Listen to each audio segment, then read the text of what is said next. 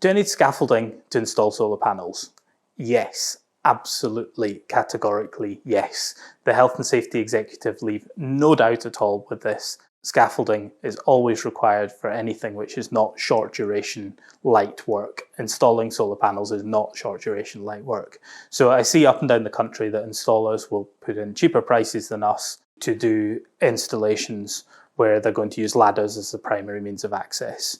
This is putting the lives of their team at risk, in my view, and it's something which should definitely be stopped. Our quotes always include, for a full scaffolding, we generally subcontract that to a specialist company. Typically, we'll put the scaffolding up around about a week before we're ready to start, and then it'll be taken down within 3 to 4 days of us finishing. And that just allows us to manage weather risk and know exactly when we're going to have another job to go to. So we understand that having scaffolding on the house can be a bit inconvenient. It's not the most beautiful of structures, and sometimes if it's on a lawn, there might be some small areas that are, they've had a bit of wood stuck on them for a week, so the grass is maybe yellowed.